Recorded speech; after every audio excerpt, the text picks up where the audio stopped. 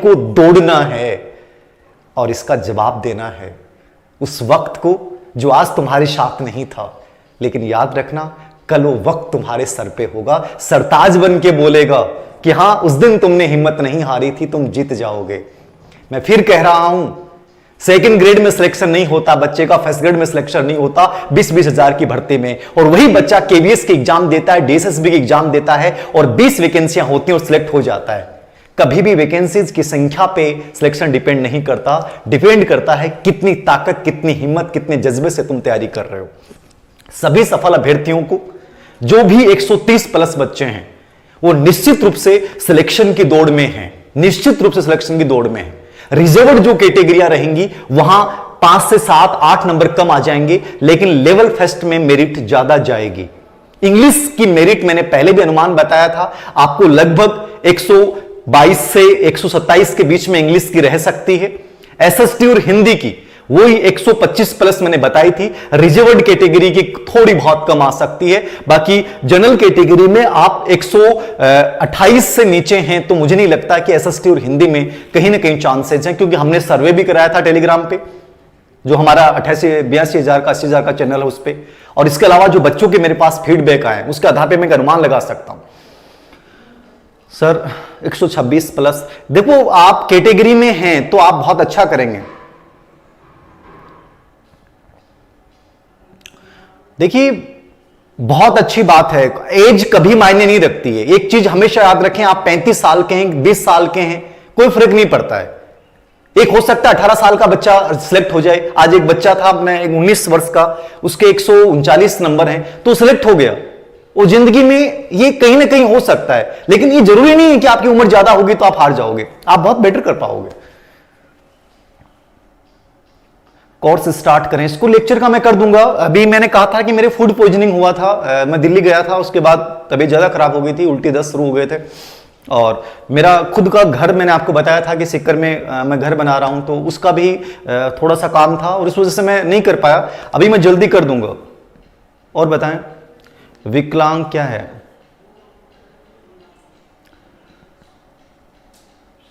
देखिए अब इन चीजों पे मत बल दीजिए सर, रैंक वाले पता नहीं उन्होंने पेपर लिया होगा, वो लिया होगा, जरूरी नहीं होता ऐसा। कुछ लोगों के पास पेपर पहुंचने से ऐसा नहीं कि सभी रैंक वाले। अब जैसे उस बच्ची से मैंने दोनों से बात की, मुझे नहीं लगा कि श्रुति भारद्वाज हर क्लास में टॉपर रही है। मुझे मेरा स्टूडेंट मुझे नहीं लगता, मेरा स्टूडेंट जो मुझे नहीं लगता कि वो कभी ऐसा कदम उठाएगा, ये मेरा अंतर्मन कहता है। वर्षा से मैंने बात की, वर्षा भी कहीं ना कहीं उस बच्ची का संघर्ष बहुत गजब का है। बाकी हो सकता है किसी ने लिया हो, मुझे नहीं पता पेपर आया कि नहीं आया, आया जो भी हुआ है, लेकिन आप हर बच्चे के प्रति नेगेटिव मत बनिए। कुछ चंद लोग ऐसे होते हैं और वो जिंदगी में कभी सुखी भी नहीं हो सकते। कोई पेपर लेके भी सिलेक्शन लेता है, याद रखना, ईमानदारी से बात याद रखना, कभी नौकरी पूरी नहीं कर पाएगा, ये धीर सर लिख के देते हैं। जिसने चीटिंग करके कुछ भी पाया हो वो कभी पूरी नौकरी नहीं कर पाएगा, चाहे कुछ भी हो। आदमी सबको झुकला सकता है, अपने आप को जवाब नहीं दे सकता। आपने गलत किया है, आप में ग्लानि का भाव एक दिन इतना चरम पे होगा कि वहां कुछ गलत होगा। तो इन चीजों को छोड़िए। अब आपको कुछ मिलने वाला भी नहीं है कि आप आरोप प्रत्यारोप करेंगे, सर ऐसा हो गया वैसा हो गया। अब मुझे क्या करना है, मुझे बेटर क्या करना है, मुझे जवाब कैसे देना है इस जमाने को। ये जमाना तो आपसे जवाब मांगेगा ना, ये तो युक्तिकरण हो जाएगा कि साहब ऐसा हो गया था। युक्तिकरण से आप जवाब नहीं दे सकते, हमें जवाब देना है अपनी मेहनत से, अपने संघर्ष से। और मैं फिर कह रहा हूं, आप में से कुछ बच्चे हो सकते हैं कि सर आप आज सफलता की श्रेय की बात कर रहे हैं, हां मैं ले रहा हूं श्रेय, लेकिन मैं फिर कह रहा हूं कि मैं हर उस बच्चे के साथ खड़ा हूं जो गिरा है कहीं ना कहीं। मैं उसको उठाने की ताकत भी रखता हूं और उठा के आगे पहुंचाने की भी ताकत रखता हूं। ऐसा नहीं हूं, याद रखना, पहले भी कहा था प्रोफेशनल नहीं हूं। कुछ बच्चों ने कहा कि सर आपत्तियों के लिए मैटर नहीं दिया, टेलीग्राम पे मैंने मैटर नहीं डाला। लास्ट दिन ही चाहे मेरी तबीयत खराब होने के बावजूद मैंने आपको प्रूफ्स भेजे थे और लगभग आंसर की जो चीजें थी वो थी। अब साइकोलॉजी एक ऐसा विषय है जहां कुछ आत्मनिष्ठा हो सकती है। कोशिश पूरी करता हूं, जी जान से करता हूं। आरपीसी की हर भर्ती में आगे रहा हूं, उसका रीजन ये है मेरी मेहनत, आप लोगों का संघर्ष, आप लोगों का साथ। अब कुछ चीजें मेरे कंट्रोल में नहीं है तो वहां आप कहने लग जाते हो सर ऐसा हो गया वैसा हो गया। खैर वो अपनी एक तरीका है। First grade sir, first grade वाला एग्जाम डेट, देखिए मुझे लगता है कि हर एग्जाम बहुत जल्दी होंगी। आपको नहीं लगता कि इतना जल्दी रिजल्ट आना, भर्तियों की घोषणा करना, सरकार कहीं ना कहीं आपको व्यस्त रखना चाहती है कि आपको सोचने का समय नहीं मिले? क्योंकि युवा वर्ग को जब सोचने का समय मिलता है तो वो कमियां निकालता है। और राजस्थान की वर्तमान सरकार ये चाह रही है कि हमें वापस सत्ता में आना है, तो इन युवाओं को इतना व्यस्त कर दो इस नौकरियों में। कभी पुलिस की वैकेंसी आ रही है, सेकंड ग्रेड फर्स्ट ग्रेड की वैकेंसी जल्द जल्द आ जाएगी आपके सामने, और आप भूल जाओगे कि साहब रेट में क्या हुआ था क्या नहीं हुआ था, आप लग जाओगे। मतलब सरकार का उद्देश्य यह है कि आपके दिमाग को खाली नहीं रखना है, आपको खाली नहीं रखना है। तो आप ये मत सोचिए कि सर फर्स्ट ग्रेड की डेट कब आएगी, सेकंड ग्रेड डेट क्या आएगी। हो सकता है कि आपके सामने कह दे कि साहब फरवरी में दोनों एग्जाम्स हैं, मार्च में अप्रैल में दोनों स्कूल लेक्चर और सेकंड ग्रेड एग्जाम में क्या करोगे? आपके पास तो बहाने सब रह जाएंगे, सर रिट में ये हो गया वो हो गया, कुछ नहीं बचेगा। हो सकता है कि रिट की 20,000 की वैकेंसी और निकाल दे।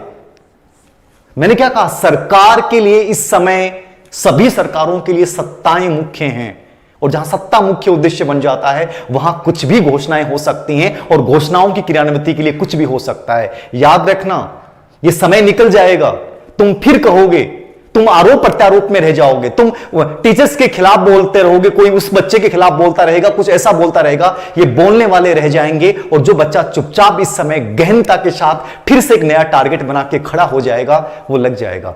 इतनी सारी वैकेंसियां आपके सामने पिछले 6-7 महीने में आ जाएंगी। मैंने कह दिया कि उद्देश्य क्या है, आप लोगों को व्यस्त रखना, आप लोगों के दिमाग में नेगेटिव विचार नहीं आने देना। ये सरकार की एक व्यू रचना होती है। तो समझ लीजिए, जो हुआ वो हो गया, लेकिन आगे मुझे बेटर कैसे करना है, आगे किस रणनीति के साथ करना है। मैंने तो कोई जादू नहीं किया। आज इतने सारे बच्चे मेरे सिलेक्ट हो रहे हैं, आज इतने सारे बच्चों के 140+ मेरे से पढ़ा हुआ, मेरे से मोटिवेटेड बच्चे के आ रहे हैं। ताकत किसकी थी? मैंने केवल जगाया था, मैंने केवल एक चिंगारी दी थी। इस तरह मोटिवेशन था। याद रखना, जिंदगी बदलती भी यहीं से है, जिंदगी चरम पे भी यहीं से पहुंचती है, जिंदगी खड़ी भी यहीं से होती है। तो याद रखना, जो हुआ वो हो गया, अब फिर से अच्छा करना है। ये मेरे से वादा कीजिए, ये मेरे से वादा कीजिए, अपने आप से वादा कीजिए, डेफिनेटली हम जीत जाएंगे। बहुत सारे बच्चों ने मुझे मैसेज किया कि सर मेरी तैयारी अच्छी नहीं थी, लेकिन आपका इस स्लोगन हम जीत जाएंगे से मैंने अच्छा पेपर दिया, पॉजिटिव पेपर दिया, और मेरे 136 नंबर आ रहे हैं, मेरे 139 नंबर आ रहे हैं। पढ़ाई तो सभी ने की, लेकिन धीर सर के बच्चों में क्या था? धीर सर के बच्चों में फर्क इतना था कि उसमें पॉजिटिव वाइब्रेशन था, उनमें मोटिवेशन था, उनमें जुनून था। ये धीर सर के स्टूडेंट्स में फर्क है, बाकी कुछ नहीं है। कोई अच्छा पढ़ा देता है, कोई खराब पढ़ा देता है, कोई ज्ञानी बहुत होता है, कोई नहीं होता। मैं तो फिर हमेशा कहता हूं, मैं दुनिया का सबसे बड़ा अज्ञानी हूं। याद रखना, मैं भी कोई ज्ञानी नहीं हूं, मुझे बहुत सा ज्ञान है, अब बहुत बड़ा एक्सपर्ट नहीं हूं।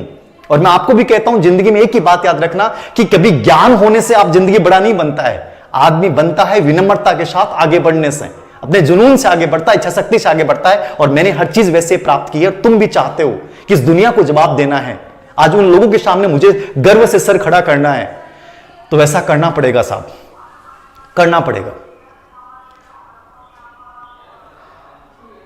सीकर ऑफलाइन बैच जल्दी शुरू करूंगा दीपावली के बाद।